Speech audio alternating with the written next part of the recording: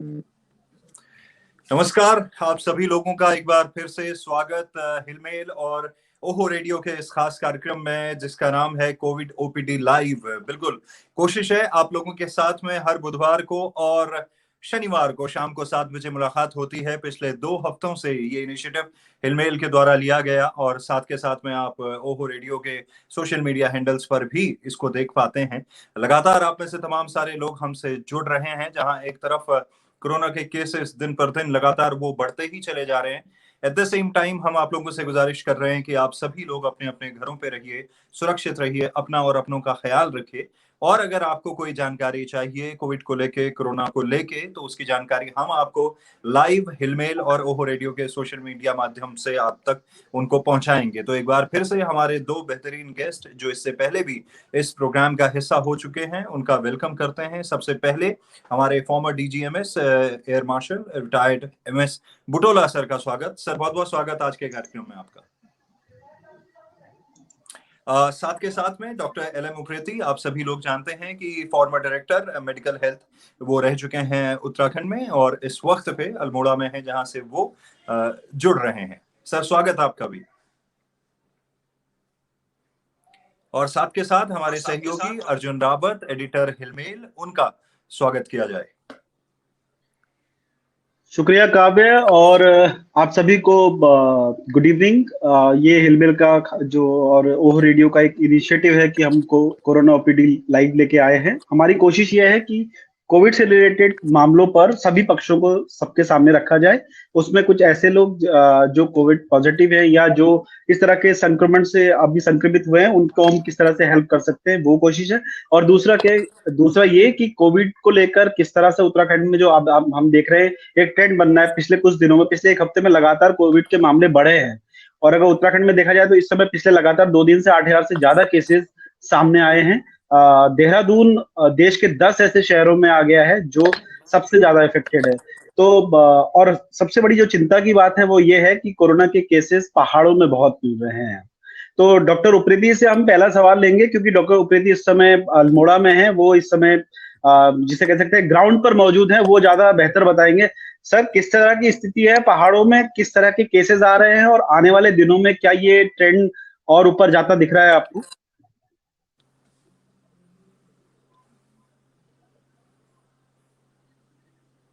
सबसे पहले तो आप सबको मेरा नमस्कार। और इस कोरोना ओपीडी में हम सब लोग जुड़े हैं, इस समस्याओं का कुछ समाधान निकले।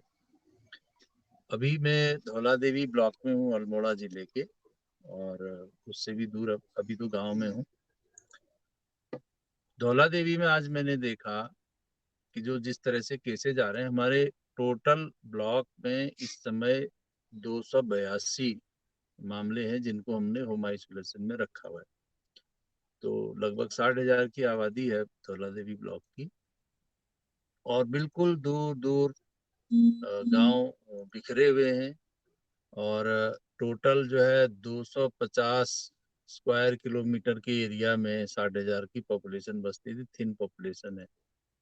उसके बावजूद जो है इतने केसेज होम आइसोलेशन में होना वो बड़ा चिंता का विषय। दूसरा, आज ही एक केस हमारे पास आया, तो उनको जब हमने टेस्ट किया तो वो पॉजिटिव थे और उनका ऑक्सीजन भी कम था। उन्हें हमने रिफ़र किया अल्मोड़ा बेस अस्पताल के लिए। तो उनसे जब हमने सवाल पूछा कि आपका कोई कांटेक्ट हिस्ट्री हो जानने की प्रयास की, तो बताया कि 7 दिन पहले मैं रामायण में गया था। और तो फिर हमने उनके साथ जो लोग आए थे, जो उनको गाड़ी में लेके आए थे, उनके भी टेस्ट किए तो वो भी पॉजिटिव निकले। तो मुझे लगता है कि अब मंडे को हम उनके गांव में टीम भेज के पूरे गांव का टेस्ट कराने जा रहे हैं। तो इस तरह से जो सामाजिक कार्यक्रम हो रहे हैं, जो धार्मिक कार्यक्रम हो रहे हैं, उन धार्मिक कार्यक्रमों के माध्यम से और ये फैलता हुआ नजर आ रहा है। और शादी ब्याह भी काफी संख्या में हो रहे हैं, उनमें बाहर से लोग आ भी रहे हैं पार्टिसिपेट करने के लिए, दूर दराज से और दूसरे स्टेट से भी आ रहे हैं। तो ये एक कारण हमारा बनता जा रहा है कि केसेज आ रहे हैं। शायद इसी तरह का मामला उत्तरकाशी में, टेरी में या और चमोली जनपदों में जहाँ से ज्यादा केसेज निकल रहे हैं वो आ रहा है। ऐसा मेरा मानना है। जी। मैं डॉक्टर बुटोला सर के पास आता हूँ।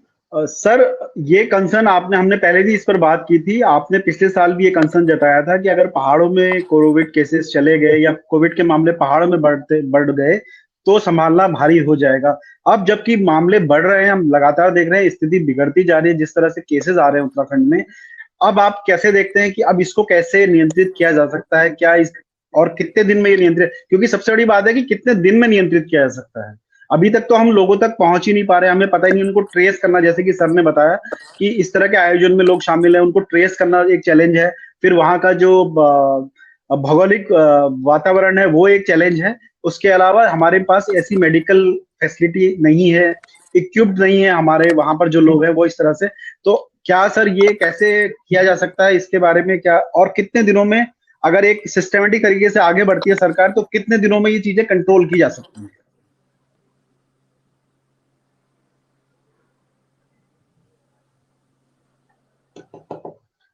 आपका वॉइस म्यूट है sir.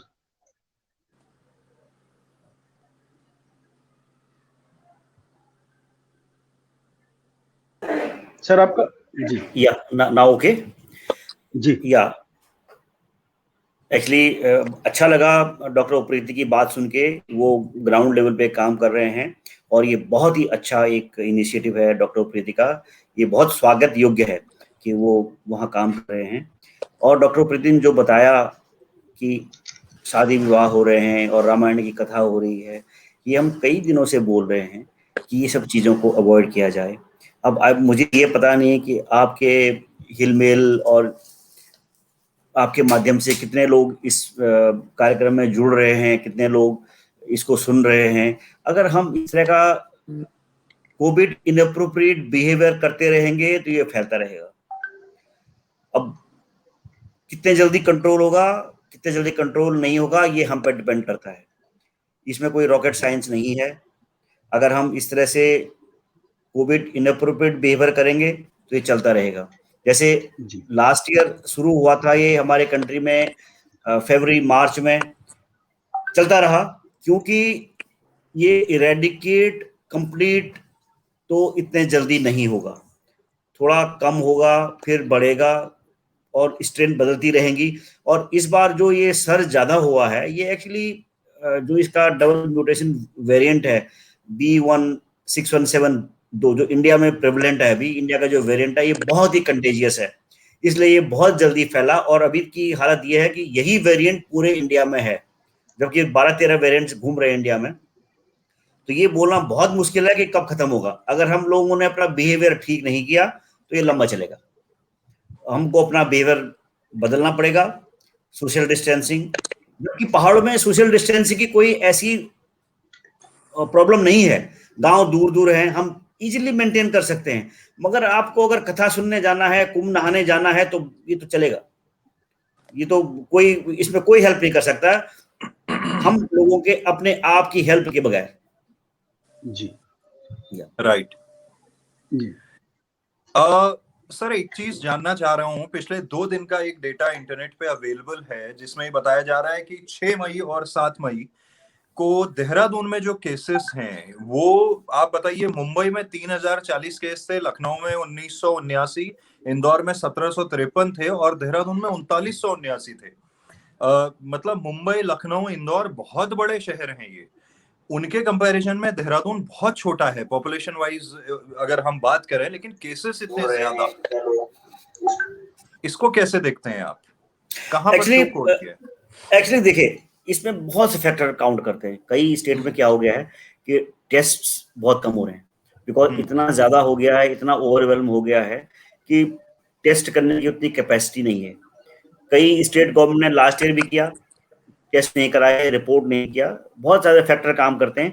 But one most important thing जिससे ये इंडिकेटर साफ मिलता है कि भाई डेथ्स कितनी हो रही है और हॉस्पिटल एडमिशन कितने हो रहे हैं, वो तो कोई बदल नहीं सकता, वो कोई छिपा नहीं सकता है। बट डेफिनेटली हमारे जो ये देहरादून डिस्ट्रिक्ट है, नैनीताल, अल्मोड़ा, उधम सिंह नगर, हरिद्वार, इन 4-5 डिस्ट्रिक्ट में काफी ज्यादा केसेस हो रहे हैं। और हमारा जो ये पॉजिटिविटी रेट, आप कोविड टेस्ट करते हैं उसमें से कितने % लोगों का पॉजिटिव निकलता है, ये एक बहुत अच्छा इंडिकेटर है कि आपकी सोसाइटी में ये इन्फेक्शन कितना प्रेवलेंट है।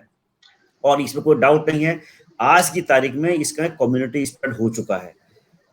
अभी कुछ शहरों में कोविड पॉजिटिविटी रेट 30% तक पहुंच चुकी है। अगर आप 100 टेस्ट करेंगे 30 लोगों का पॉजिटिव निकल रहा है, जबकि ये दिसंबर जनवरी में 1 से 2% या 5% तक आ गया था।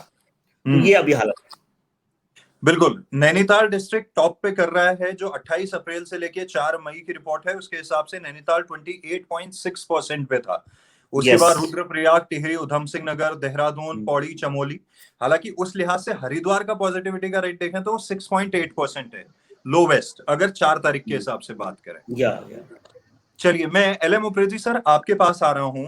लास्ट जिस सेशन में उप्रेती सर आप थे, हम लोग बात कर रहे थे, उसके वेरी नेक्स्ट डे को मैंने रेडियो पे लोगों से पूछा था, और क्योंकि हमारे ओहो रेडियो के करीब 1 लाख लिसनर इस वक्त पे जुड़े हुए हैं जो रोज सुनते हैं हमें, तो वहां से मैंने ये जानने की कोशिश करी एक आम बोलचाल की भाषा में, जब मैंने उनसे पूछा कि आपके हिसाब से इस वक्त क्या होना चाहिए, आप ये मान के चलिए 80-90% लोगों ने ये कहा कि लॉकडाउन लगना चाहिए। ऐसा लिसनर्स ने व्हाट्सएप करके बताया, मैक्सिमम ने। फिर जब मैं डिस्कशन कर रहा था इस बारे में, तो मेरे को एक क्वेश्चन मार्क दिमाग में आया कि एक तरफ हम लॉकडाउन, अगर जैसा पब्लिक भी कह रही है या तमाम सारे लोग कह रहे हैं, लेकिन सेकेंड चीज उसी टाइम पे क्या हो रही है, उसके पैरेलल एक चीज ये हो रही है कि हमें अपने किसी इमरजेंसी के लिए, किसी के लिए हॉस्पिटल ढूंढने जाना है, किसी के लिए बेड के लिए, किसी का शवदाह करने, या वो, यानी बहुत सारी पब्लिक अगेन रोड पे है। इसके साथ साथ क्या है कि क्या कहते हैं, अपना वैक्सीनेशन भी होना है, अब तो 18 साल वाले ये। तो एक तरफ अगर हम लॉकडाउन करते हैं, दूसरी तरफ ये जो 2 चीजें बताई, इसको मैनेज कैसे होगा ये? देखिए काव्य जी, अगर हम इसको पिछले साल की तरह जैसा लॉकडाउन हुआ था उस तरह का लॉकडाउन करेंगे तो ये सारी एक्टिविटीज संभव नहीं हो पाएंगी। इस समय हमारे पास ड्यूअल चैलेंज है। चैलेंज इस बात का है कि एक तो जो वैक्सीनेशन प्रोग्राम है उसको हमको जितना स्पीड अप कर सके हम उतना स्पीड अप करना है, और दूसरा जो है जो कोरोना पेशेंट्स हैं उनको मैनेज भी करना है। तो पिछले साल ये दो चीजें नहीं थी, पिछले साल सिर्फ एक ही था कि जो कोरोना पेशेंट्स हैं उनको मैनेज करना है और उनके लिए व्यवस्थाएं करनी है, या हमको इंफ्रास्ट्रक्चर डेवलप करना है। वो हमारा काम था पिछली बार, या कुछ ICU बनाने का काम चल रहा था, ऑक्सीजन बेड्स बनाने का काम चल रहा था, और जो प्रिक्योरमेंट का था उस समय तो हमने शुरुआत की थी, हमारे पास मास्क तक नहीं थे, और मास्क क्या होते हैं ये भी पता नहीं था, ट्रिपल लेयर क्या होता है, N95 क्या होता है, हम इस पर ही डिस्कशन करते थे कैसे घर में मास्क बनाएं। हम वहाँ उतने बेसिक लेवल पे चल रहे थे, या टेम्परेचर रिकॉर्ड कैसे करेंगे, वो गन कहाँ से मिलेगी, इस पर थे। लेकिन इस साल जो है ये बिल्कुल चेंज हो गया, हमारे पास 2 एक साथ चैलेंजेज आ गई हैं, और पेशेंट्स की संख्या भी उसी हिसाब से इस साल ज्यादा बढ़ती भी नजर आ रही है, और पहाड़ों में भी पेशेंट्स पहुंच गए हैं और वहाँ भी प्रॉब्लम है। तो लॉकडाउन जो है मतलब फुल लॉकडाउन तो इसका आंसर नहीं है।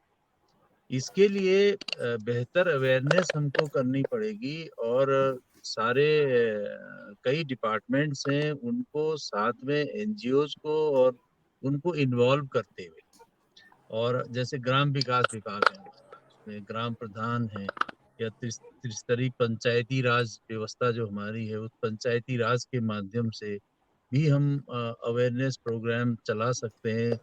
BDC मेंबर्स हैं, BDC के माध्यम से चला सकते हैं कि गांव में जो है अवेयरनेस इसके लिए फैलाई जाए, और लोग खुद इस बात को महसूस करें कि हमें जो है एक तरह से सेल्फ लॉकडाउन में जाना है, और बाकी चीजें ओपन हो ताकि हॉस्पिटल हम पहुंच सकें, और जो पेशेंट्स हैं वो सही तरह से उनका ट्रीटमेंट हो सके, वो अगर रिफर हो रहे हैं तो उनको किसी तरह की प्रॉब्लम ना हो, या जो दवाओं का प्रिक्योरमेंट हो रहा है तो उसको भी हम सही तरीके से कर सकें। ये तभी संभव होगा जब आदमी में इतनी अवेयरनेस बढ़ती जाएगी, तो उसके लिए हमें प्रयास करना है। कंप्लीट लॉकडाउन इसका आंसर नहीं है,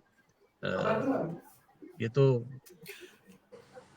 लेकिन मैं किसी न किसी लेवल सर, पे इस पर सख्ती भी करनी पड़ेगी। जी जी डॉक्टर बुटोला कुछ कह रहे हैं? या मैं इसी चीज को थोड़ा सा और रिट्रेट करूंगा। डॉक्टर उप्रेती ने सही बात बताई। पिछली साल लॉकडाउन लगाना बहुत जरूरी था, क्योंकि हमको बीमारी के बारे में पता नहीं था। हम पीपीई नहीं बनाते थे, हमारे पास वेंटिलेटर नहीं थे, हमारे पास ऑक्सीजन कंसंट्रेट, हमारा कुछ नहीं था, कोई नॉलेज नहीं था। तब हम लोगों ने अब सीख ले हैं, हमारे पास सब कुछ आज की तारीख में मास्क बना रहे हैं, नॉलेज है, सैनिटाइजर है, दवाइयां हैं, सब कुछ है। जिस महानुभाव ने आपसे पूछा कि भैया कंप्लीट लॉकडाउन लगाना चाहिए, क्या हम भारतीयों को डंडा ही चाहिए क्या काम करने के लिए? आप अपने पर लॉकडाउन लगाओ ना।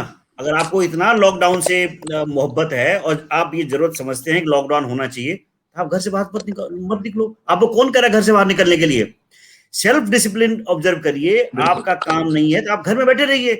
देखिए, कंप्लीट लॉकडाउन जैसे डॉक्टर उप्रेती ने बोला है इज नॉट द आंसर। क्यों? क्या होगा अगर बीमारी 3 साल चले, 4 साल चले?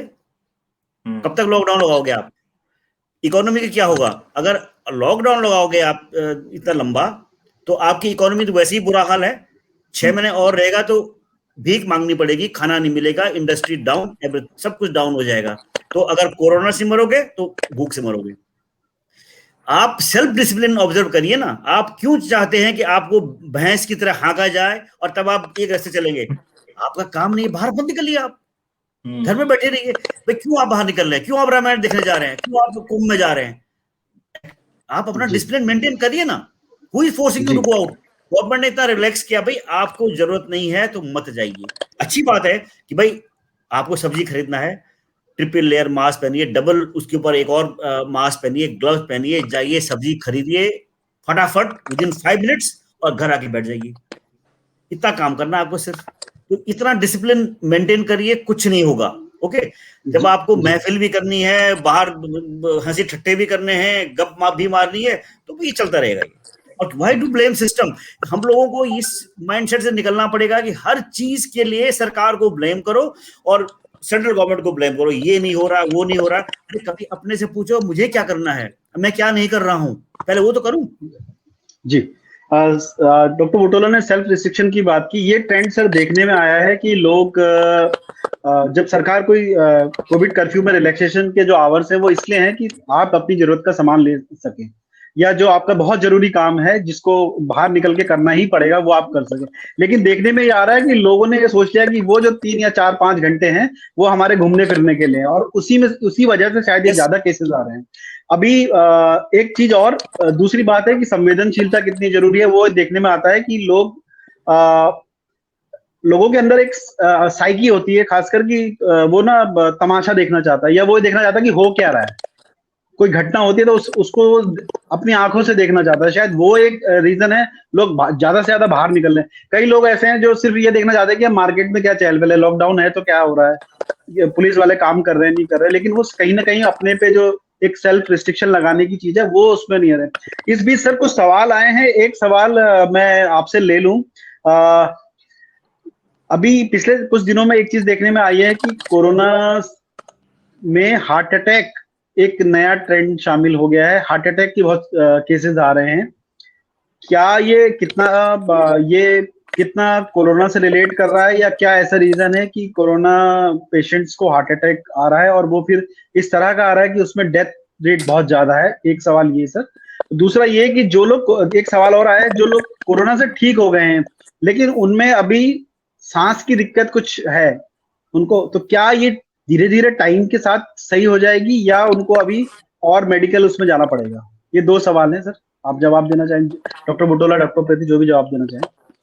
ऐसा है कि देखिए, आपको ये समझना चाहिए कि इंट्रावेस्कुलर कोआगुलेशन जो मतलब खून की नलियों के अंदर ब्लड का क्लॉट बनना एक प्रोसेस है। कोविड में भी खून की नसों के अंदर खून जमता है।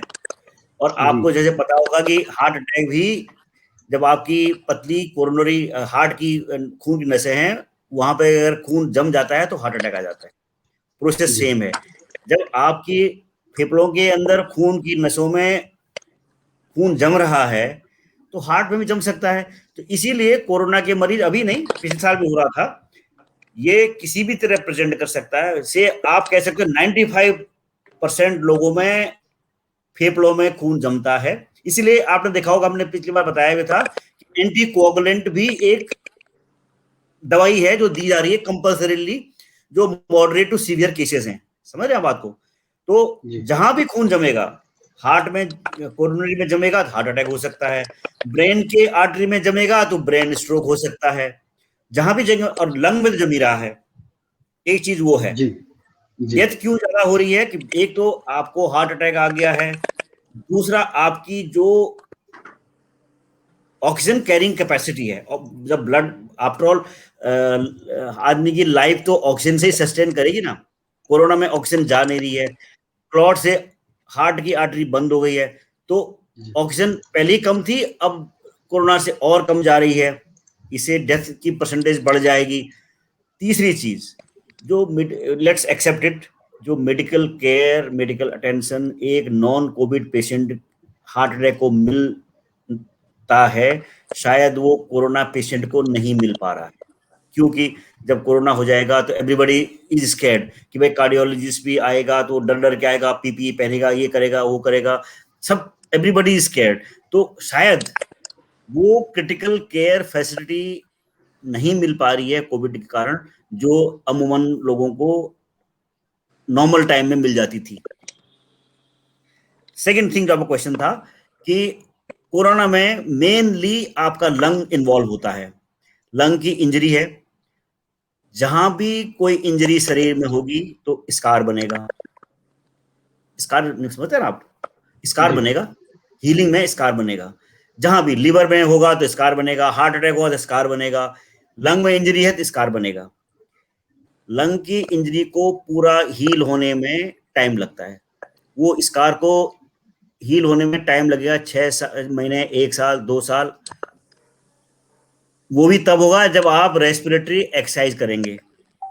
जवान लोगों में जल्दी ठीक होगा, बुजुर्ग लोगों में, जिन्होंने, जो स्मोकर हैं, जिन्होंने बहुत स्मोक किया है, जिनको पहले ही से सीओपीडी मतलब दमे की बीमारी थी, उनमें और स्लो होगा। और कुछ लोगों में ऐसा भी है कि शायद जिंदगी में पूरी जिंदगी भी ठीक ना हो पाए। कुछ बहुत कम परसेंटेज लोग ये भी हैं कि वो लोग जब तक जिंदा हैं ऑक्सीजन डिपेंडेंट रहेंगे।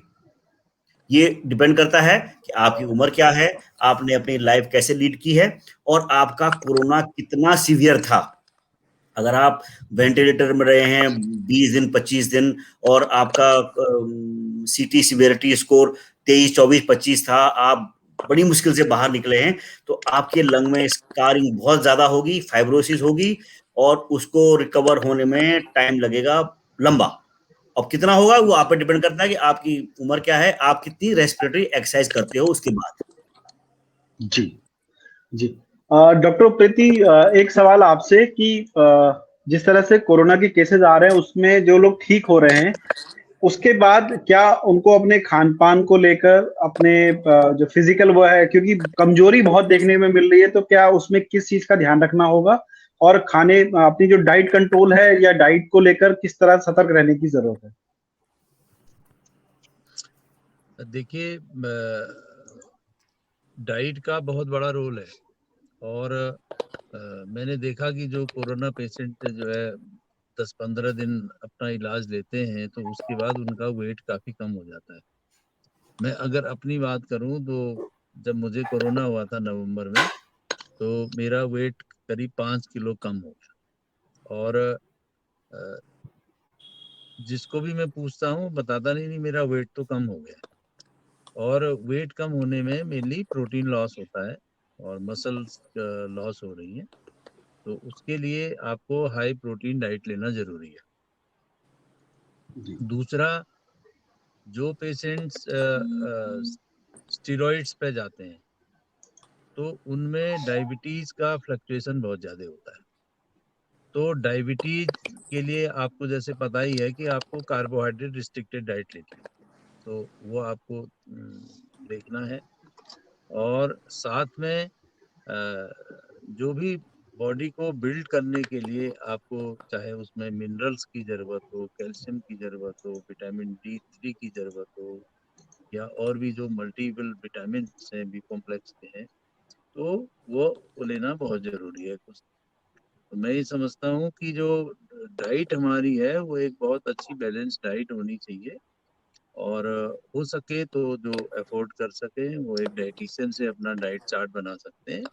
जिनको हाइपरटेंशन भी है तो उसके लिए बड़ी प्रॉब्लम होती है कि उसको नमक का भी परहेज करना है, उसको फैट भी परहेज करना है, जो डायबिटिक भी है तो उसको फिर शुगर को भी रिस्ट्रिक्ट करना है, उसके साथ किसी को किडनी की बीमारी है या उसको गाउट की बीमारी है तो उसे फिर प्रोटीन भी रिस्ट्रिक्टेड करना है। तो इसलिए बड़ा कॉम्प्लेक्स तरीके का हो जाता है। लेकिन ये तो एल्डरली एज के लोगों में ऐसा ज्यादा होगा, लेकिन जो कम एज में जिनको 40 या 50 के एज के लोग हैं उनमें डाइट जो है वो उसको इजीली वो अपना डाइट चार्ट बना सकते हैं, और उसमें फ्रूट्स जरूर लें।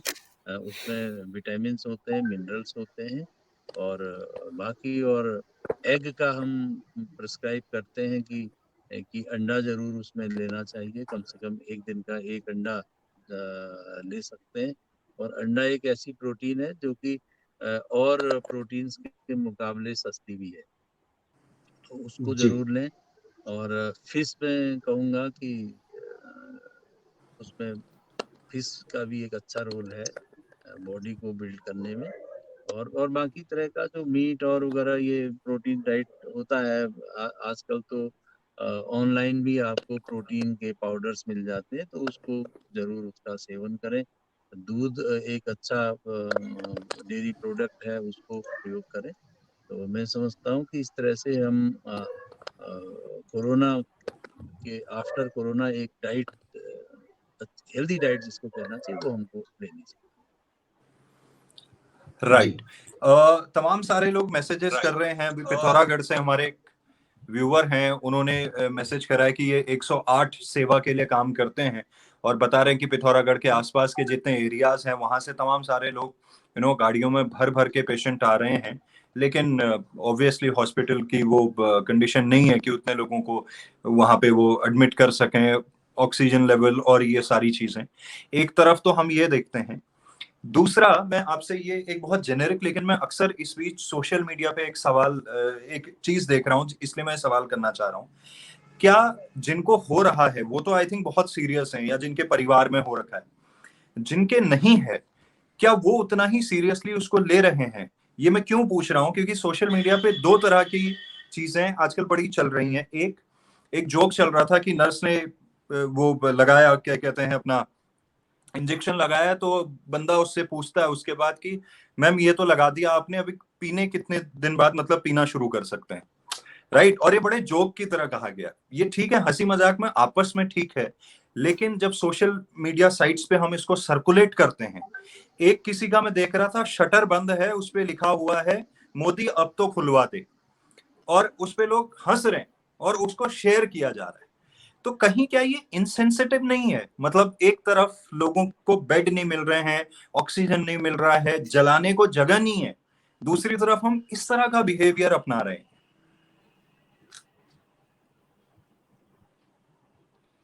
ऐसी जहालत हम देख रहे हैं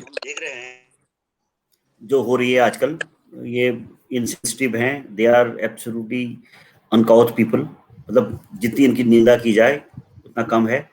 सब कुछ जानते हुए इनसेंसिटिव बने रहना, और ये तब तक रहता है जब उन पे नहीं आ पड़ती है, और उसके बाद जो वो फेस करते हैं, कई देखा हमने, बड़े वो थे। आपने देखा होगा, एक बड़ा अच्छा वो था, एक यूपी के एक मिनिस्टर थे मेरे ख्याल से, बिल्कुल बिल्कुल। बधाई के थे, कहाँ के थे, जब उसको किसी प्रेस रिपोर्टर ने बोला कि मंत्री जी या विधायक जी जरा मास्क पहन लीजिए, ये बात नवंबर दिसंबर की है, वो असेंबली में जा रहे थे, तो ये मास्क पहन लीजिए, तो वो पान चबा रहे थे और मूछों वाले थे, वो नाम भूल रहा हूँ उनका मैं, मेरे पास है उनकी फोटो।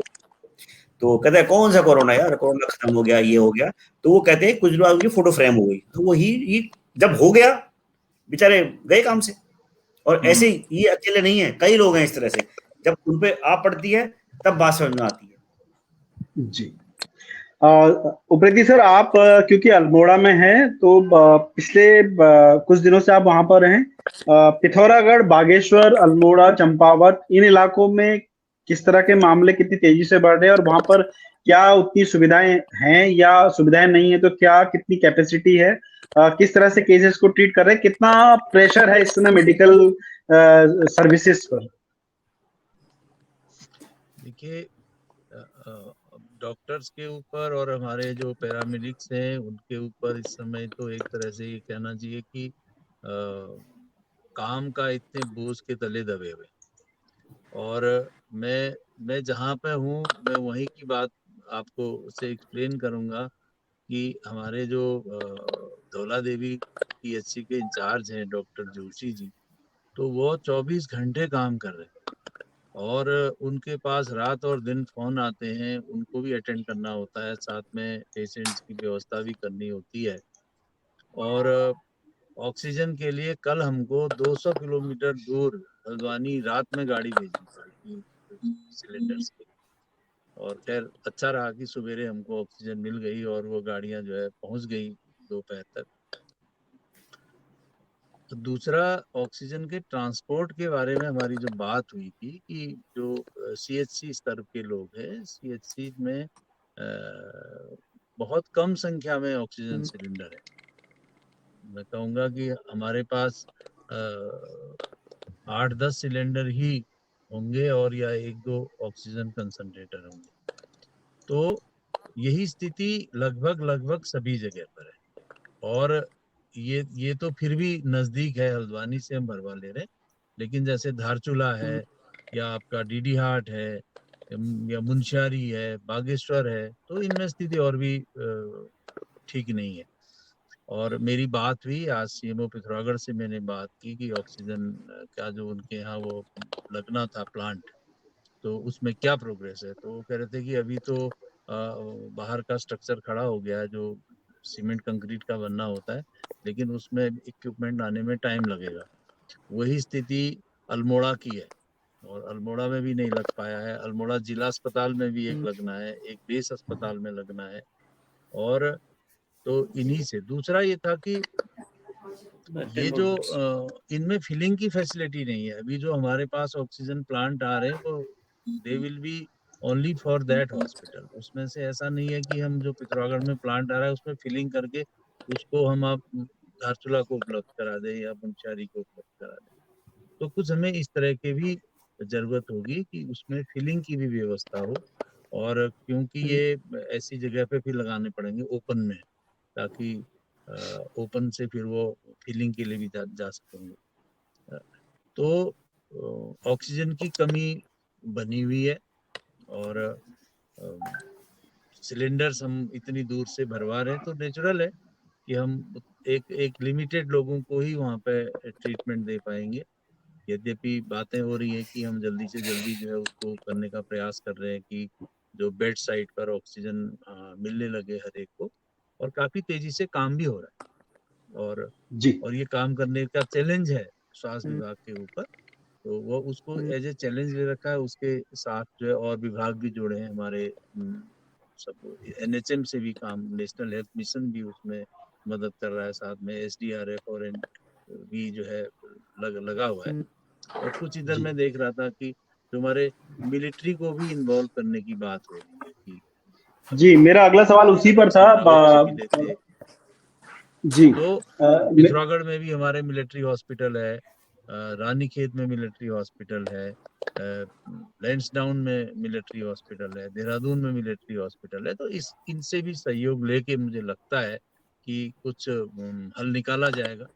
और साथ में बुटोला जी है ही, एयरफोर्स भी हमको मदद करेगा कि छोटे हेलीकॉप्टर्स के माध्यम से वो सिलेंडरों को क्या पहुंचाया जा सकता है। सोचा तो जा सकता है कम से कम कि हल्द्वानी से ऑक्सीजन सिलेंडर कितने लोड होके मुंशियारी में कितनी जल्दी उतारे जा सकते हैं, धारचूला में उतारे जा सकते हैं।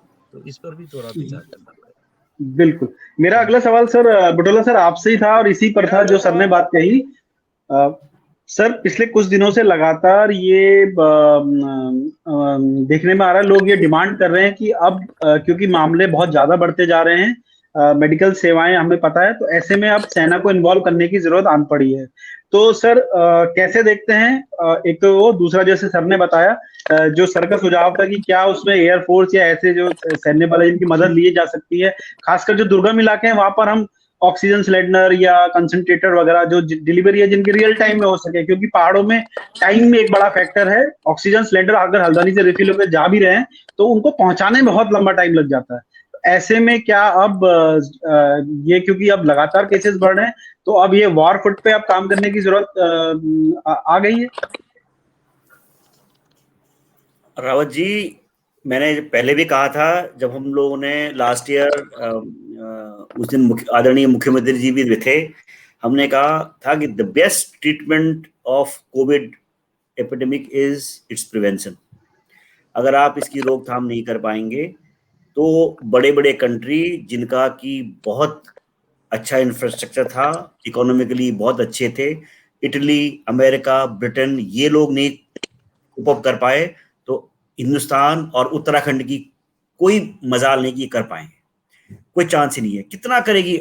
आर्म फोर्सेस के हॉस्पिटल्स खुद ओवरवेल्म्ड बैठे हुए हैं, खुद ओवरवेल्म्ड बैठे हुए हैं। हम लोगों ने जो 4-5 से ज्यादा, इस बार तो और हो गया है, ये जो DRDO बेस हॉस्पिटल खोले हुए हैं, बड़ी मुश्किल से FMC खाली कर दिया है, ट्रेनिंग इंस्टीट्यूट खाली कर दिए हैं, सेंटर खाली कर दिया है। आप क्या सोच रहे हैं कि आर्म फोर्सेस में कोई केस नहीं है? आर्म फोर्सेस का बुरा हाल है, ओवरवेल्म्ड है, और साथ में आपको वॉर प्रिपेयर्डनेस तो दिखनी है। आप अपने पूरे रिसोर्सेज यहीं लगा दोगे और खुदा न खास्ता चाइना ने कुछ कर दिया, पाकिस्तान ने कुछ कर दिया, तब क्या करोगे आप? You can't. और सेकेंडली, अगर आप अपना, आई am telling you, still pension पे ध्यान देना चाहिए। आप ये ऑक्सीजन 1-2 सिलेंडर फेरी कर लोगे, कितना क्या कर लोगे आप? अगर आपके यहाँ इतने ज्यादा केसेस हो गए, कितना फेरी करोगे आप ऑक्सीजन सिलेंडर्स? क्या कैपेसिटी है आपके ऑक्सीजन जनरेशन प्लांट की? आपने रात को 2 सिलेंडर भर दिए 7,000 लीटर के, कुछ नहीं हो पाएगा इससे। It is futile exercise just to sort of अपनी रिस्पॉन्सिबिलिटी किसी और पर डालने के लिए आर्म फोर्सेस बुला दिए। ये ऑप्टिक्स अच्छे हैं, बोलने को अच्छा लगता है कि न्यूज में आगे भी एयरफोर्स आ गई है, आर्मी आ गई है, एज इफ कि आर्मी ना हुई भगवान हो गए, वो भी इंसान है, उनको भी कोविड हो रहा है, वो भी उनकी भी डेथ हो रही है। समझ रहे बात को आप? अगर एक बार हम लोगों ने अपने को कंट्रोल नहीं किया, इसको प्रिवेंट नहीं किया, नो बडी, आर्मी हो, एयरफोर्स हो, कोई आपको हेल्प नहीं कर पाएगा उस सीमा तक जितनी जरूरत है। थोड़ा ऑप्टिक्स के लिए, प्रेस रिपोर्ट के लिए हो जाएगा, that's all. Nobody can cope up with requirement अगर हम अपना बिहेवियर ठीक नहीं करेंगे तो। अभी भी वक्त है, अभी भी संभलें, अभी भी अपने को बचाएं। Now community transmission has taken place, so इसका मतलब यह है कि ये आपकी खुद की जिम्मेदारी है एट योर इंडिविजुअल लेवल कि मैं अपने को बचाऊं। बात समझ रहे हैं आपको? आप किसी पे मत डालिए रिस्पॉन्सिबिलिटी की गवर्नमेंट ये करेगी, एयरफोर्स ये करेगी, आर्मी ये करेगी। Nobody can cope up the requirement. Simple, as simple as that. अरे बड़े बड़े आप दिल्ली में देखिए ना, क्या नहीं है, everything is there, but still people are dying. Oxygen नहीं मिल रही है, बेड नहीं मिल रहा, दवाई नहीं मिल रही है। क्या आपका उत्तराखंड दिल्ली की बराबरी कर पाएगा? जी बिल्कुल नहीं कर पाएगा। एक ऑक्सीजन सिलेंडर आपने किसी गांव में पहुंचा भी दिया तो क्या हो जाएगा उससे? वो ऑक्सीजन सिलेंडर कितने घंटे चलेगा? 6 घंटा, 7 घंटा? रिफिल कैसे होगा? कहां से होगा? कौन ले जाएगा? और कितने हेलीकॉप्टर है इंडिया के पास की जो हर गांव में ऑक्सीजन सिलेंडर करेगा डिलीवर? इस फालतू होप में मत रहिए आपकी army will come, and army का जैसे यही काम बचा और कोई काम है ही नहीं आर्मी के पास, तो है ना? आर्मी का भी ये फालतू थोड़ी बैठे भाई। सो जस्ट अगर आप अपने को नहीं बचा सकते तो don't remain dependent on anybody कि कोई आएगा ये करेगा। आर्मी आ जाएगी, थोड़ा टोकन हो जाएगा, that's all. I am telling you this is the bare fact कि ये कोई मतलब हनुमान जी नहीं है कि सब कुछ हो जाएगा, हर जगह पहुंच जाएगा air force army. Not possible, we can't beat the requirement. जी वैक्सीनेशन को लेके बहुत सारे लोग, स्पेशली सर 18 साल वाले रजिस्टर करके बैठे हुए हैं। आज 8 तारीख हो चुकी है और क्या लगता है थोड़ी सी जल्दबाजी होगी अनाउंसमेंट में कि फटाक से कर लीजिए 1 तारीख से होने वाला है? काव्य, मैं इस पे आपको अपडेट कर दूं, 10 मई से उत्तराखंड में वैक्सीनेशन शुरू हो जाएगा 18 to 45 का। ये मेरे पास अभी मेरे सोर्सेज ने मुझे बताया है, तो अभी मैं कंफर्म भी कर रहा हूँ इसको, लेकिन 10 मई से शुरू हो जाएगा उत्तराखंड में। ये एक अपडेट है।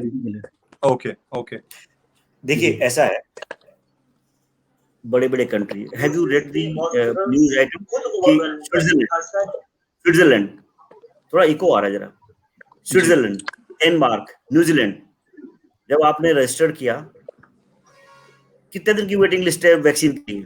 कब आपने, आप तो न्यूज उसमें हो, आपको पता होगा कि कितने दिन में आ रहा है।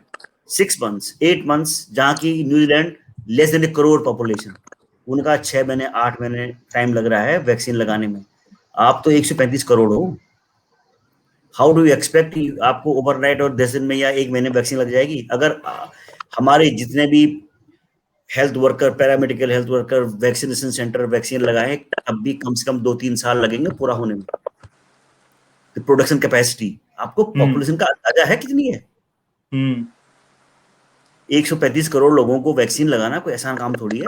और उसके ऊपर से जो लोगों ने पहले पॉलिटिक्स खेली शुरू में कि वैक्सीन किसकी वैक्सीन है, क्या है, मैं क्यों लगाऊं, ये इम्पोर्टेंट कर देगा, ये कर देगा, वो कर देगा, उससे नेचुरली इट गॉट स्लो। जो जब वैक्सीन बन रही थी, हम लोगों ने कुछ इंटरनेशनल ऑब्लिगेशंस बाहर भी दी, अच्छा किया, उसके रिजल्ट्स भी अच्छे आए, जो गुडविल बनी इंडिया के लिए। अब उसके बाद वैक्सीन बनाने की कैपेसिटी भी लिमिटेड है भाई। 135 करोड़ लोगों को 2 डोज देना कोई आसान काम थोड़ी है। बोल तो दिया, but it will take time. जी, 270 करोड़ डोज होती हैं, बिल्कुल। Yes, doctor ji, doctor Upreti, एक सवाल आपसे मेरा है। अब जबकि केसेस आ रहे हैं लगातार, आप बिहेवियर जो कहते हैं ना, व्यवहारात्मक जो चैलेंजेस हैं, जैसा कि आज सुबह जब आपसे आज शाम के प्रोग्राम के लिए बात हो रही थी, आपने एक कोविड पेशेंट का एग्जांपल दिया था जो कि पॉजिटिव था और गाड़ी से उतर के भाग गया है। तो इस तरह के लोग जो हैं, उनके वो क्या ज्यादा केसेस आ रहे हैं, या ये इक्का दुक्का ऐसे केसेस हैं, या ये लोगों के व्यवहार में नजर आ रहा है?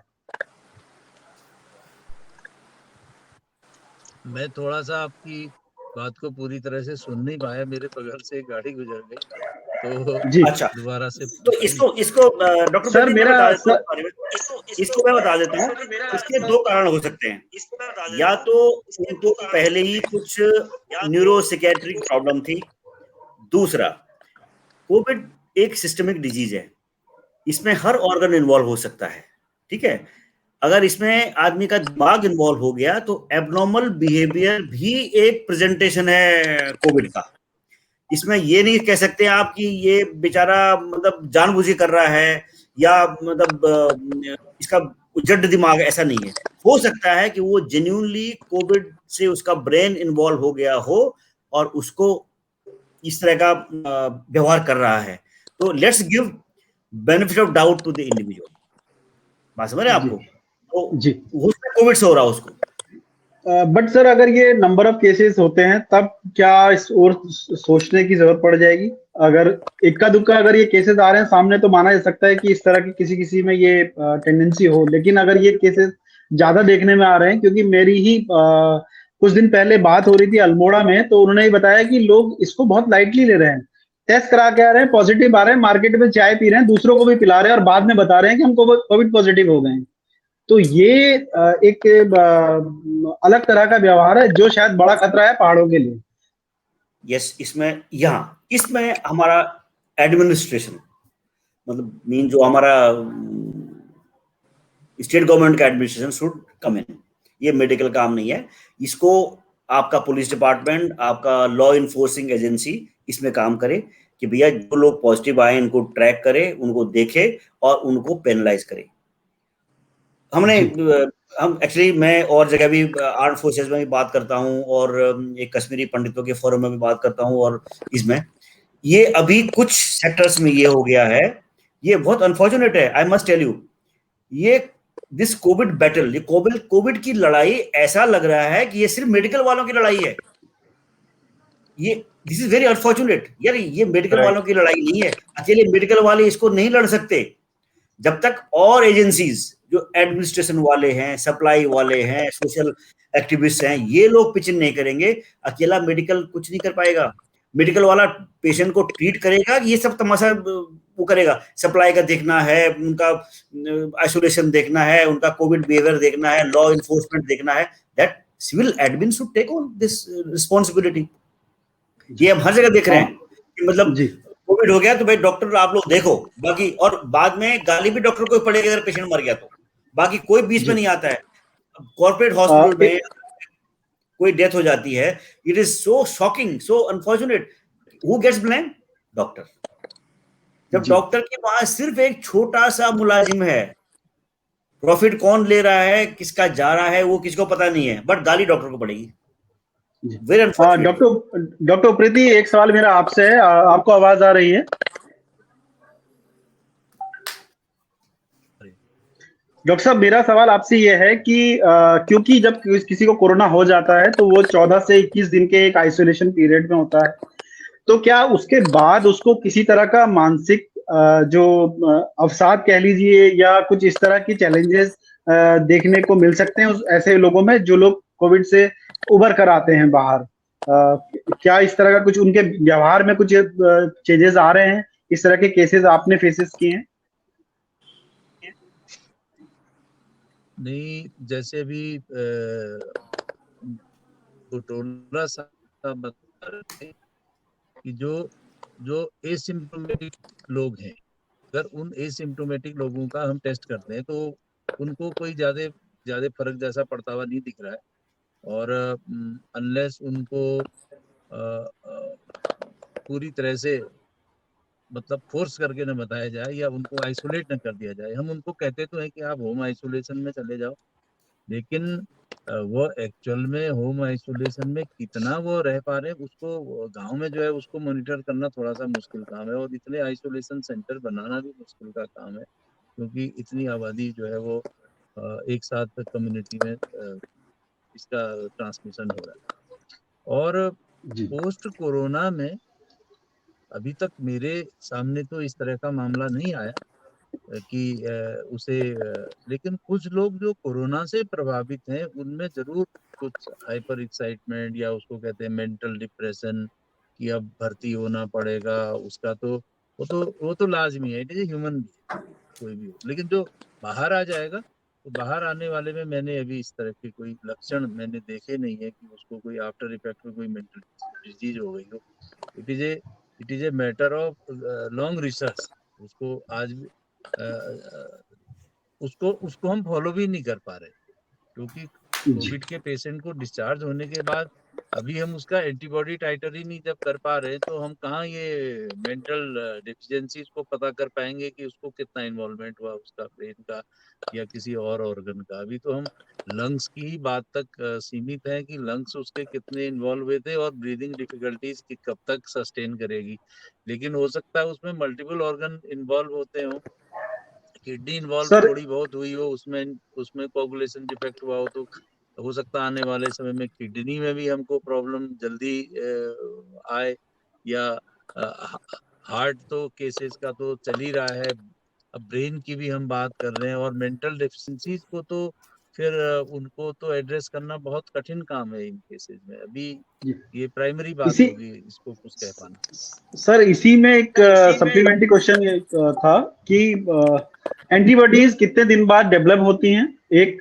और वैक्सीनेशन के बाद ये प्रोसेस कितने दिन में शुरू होता है?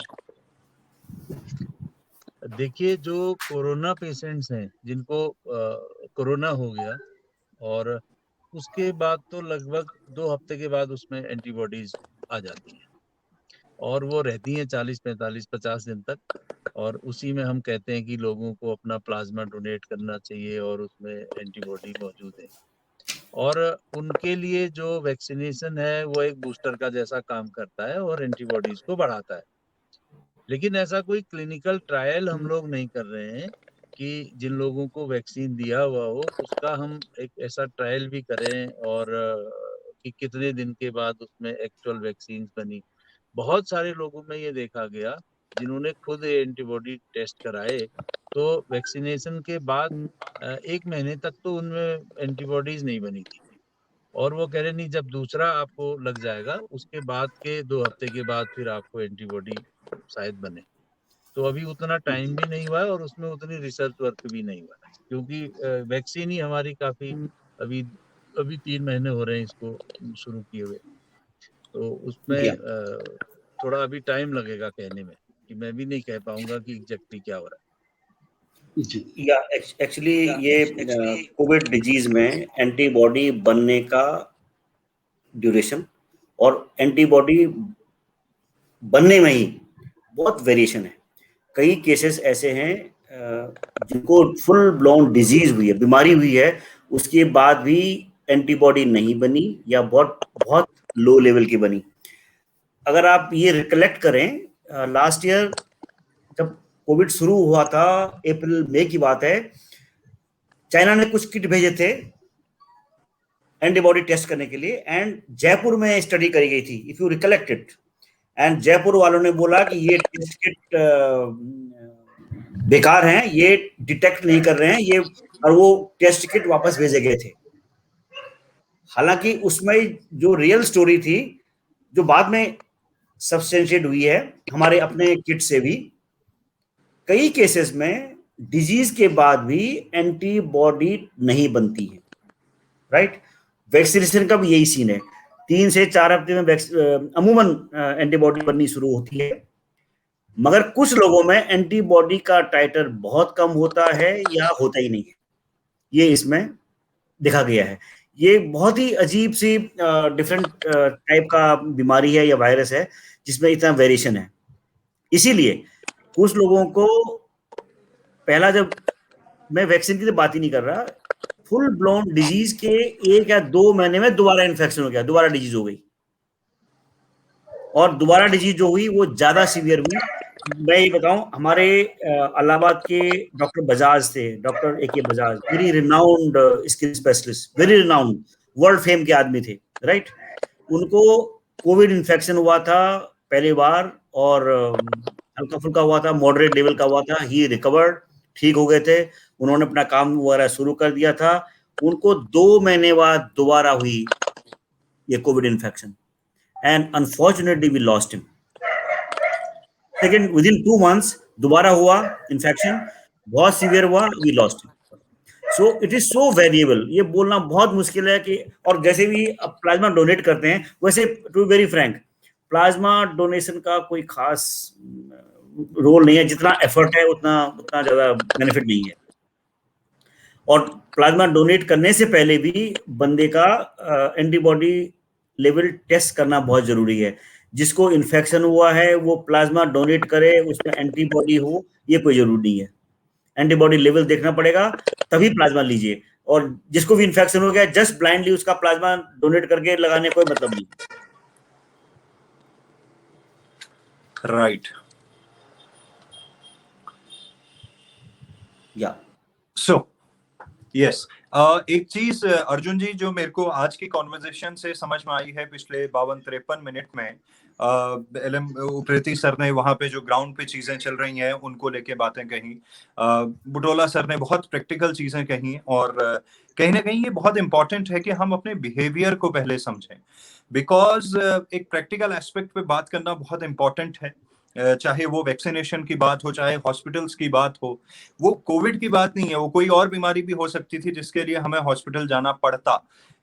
लगातार जब लोग हमारे सोशल मीडिया पे लिख रहे हैं, वो लिख रहे हैं कि दिल्ली वगैरह से तमाम सारे लोग या दूसरे शहरों से जब गांव में आ रहे हैं जहां पे चेकिंग हो रही है, वो गलत रिपोर्ट दिखा के अंदर घुस जा रहे हैं और गांव वालों को भी गलत रिपोर्ट दिखा रहे हैं। हम कहने को इसमें पुलिस को ब्लेम कर सकते हैं, लेकिन वाकई में ये चैलेंज की तरह अगर कोई व्यक्ति लेके पूरा 24 घंटे अगर पुलिस की तरह उस सड़क पे खड़ा हो, तो कई बार हो सकता है उसका भी दिमाग ना काम करे कि ये असली रिपोर्ट है या गलत है।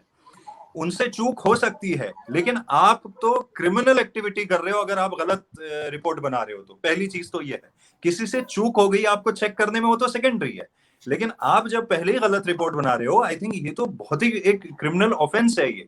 और इसमें हमें ये समझने की जरूरत है कि ये क्रिमिनल ऑफेंस सिर्फ अपने तक नहीं सीमित है, ये हम जिस गांव में जा रहे हैं उस गांव के लिए भी है, जितने लोगों के संपर्क में आ रहे हैं उतने लोगों के लिए है। तो हमें ये बहुत सोचने की जरूरत है इस वक्त पे जब देश हमारा राज्य जो है एक ऐसी चीज से जूझ रहा है, तो हम खुद को कितना कंट्रोल करके चलें और ये सोच के चलें कि मेरा हर एक इंडिविजुअल पॉजिटिव और नेगेटिव सोच या कदम कितने लोगों को गलत दिशा में डाल सकती है। तो जो मेरे को एयर मार्शल बुटोला सर और एलएम उप्रेती सर से आज जानने और समझने को यहाँ पे मिला। अर्जुन जी, ओवर टू यू। बिल्कुल, एक सवाल डॉक्टर उप्रेती आपके लिए है। ये पौड़ी से अंजना कंडवाल पूछ रही है कि अगर किसी को पिछले 1 साल में कोविड हुआ है तो उनको दोबारा इसका संक्रमण होने का कितना खतरा है?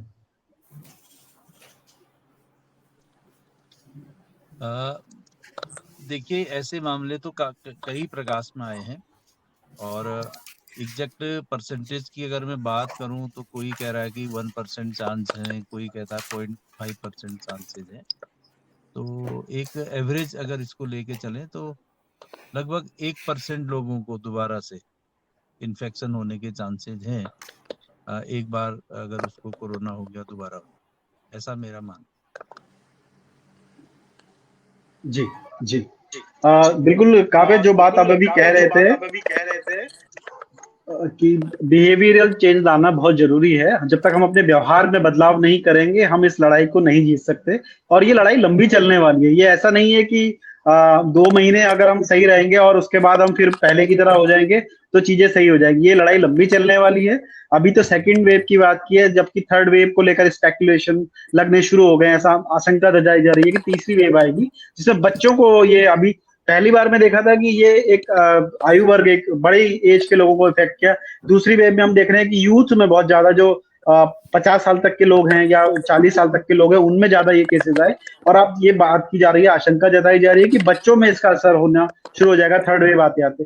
तो बिल्कुल कहीं ना कहीं इसमें एक व्यवहार, हमें अपने व्यवहार में बदलाव लाना होगा। अगर जरूरी ना हो, हम अपने सभी दर्शकों से ये अनुरोध करते हैं कि अगर बहुत जरूरी ना हो तो अपने घरों से ना निकलें। कोशिश करें कि ज्यादा से ज्यादा काम आप घर रहकर निपटा सकें। इस समय सारी व्यवस्थाएं ऐसी हो गई हैं, हर जगह वर्क फ्रॉम होम की व्यवस्था हो गई है लगभग, क्योंकि चुनौतियां हर तरह की हैं। आप कितनी भी प्रोडक्शन से चल रहे हैं, लेकिन आप जब बाजार में जाते हैं तो जो सामने वाला आपसे मिल रहा होता है उसने कितनी सेफ्टी बरती है इसका कोई पता नहीं है, तो आपके इन्फेक्टेड होने के चांसेस ज्यादा होते हैं। तो अब बेहतर है, आप इन्फेक्शन से तभी बचेंगे अगर आप घर से ना निकले। एक बात। दूसरी बात, अपने व्यवहार में परिवर्तन जरूर लाएं। खासकर ऐसे लोग, अगर उनको कुछ सिम्टम्स हैं कोरोना के, तो अपने सिम्टम्स छुपाएं नहीं, क्योंकि हो सकता है कि आपकी वजह से, आपको तो माइल्ड सिम्टम्स हो, लेकिन आपकी वजह से जो लोग इससे इफेक्टेड हुए हैं उन लोगों के लिए ये बड़ा खतरा बन जाए। तो अगर आप में किसी को भी सिम्टम है तो अपने सिम्टम्स छुपाएं नहीं। एक प्रोटोकॉल है कोविड, उसके दवाई का एक प्रोटोकॉल है, उसको लें, आइसोलेट हो जाएं, उसको लें और उसको फॉलो करें।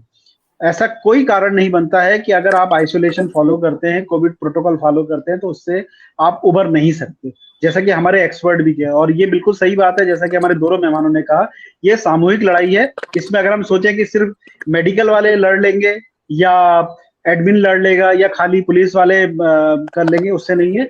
इसमें जन भागीदारी बहुत जरूरी है। जब तक जन भागीदारी नहीं होगी तब तक हम इस लड़ाई को नहीं जीत सकते। और उत्तराखंड क्योंकि एक छोटा सा स्टेट है, लेकिन जिस रेशियो में यहाँ पर केसेस आ रहे हैं, 1 करोड़ की आबादी में अगर 8,000 केसेस रोजाना आने लगे हैं, 125 मौतें रोजाना होने लगी हैं, दूसरे स्टेट में ये ग्राफ गिर रहा है। ऐसा क्या है कि हमारे स्टेट में ये ग्राफ बढ़ रहा है?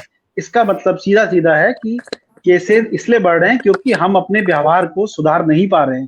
तमाम बंदिशों के बावजूद बाजारों में भीड़ है, लोग जा रहे हैं, निकल रहे हैं, तफरीह के लिए जा रहे हैं, बेवजह जा रहे हैं और अपना जीवन तो खतरे में डाल रहे हैं, बहुत सारे दूसरे लोगों का जीवन भी खतरे में डाल रहे हैं।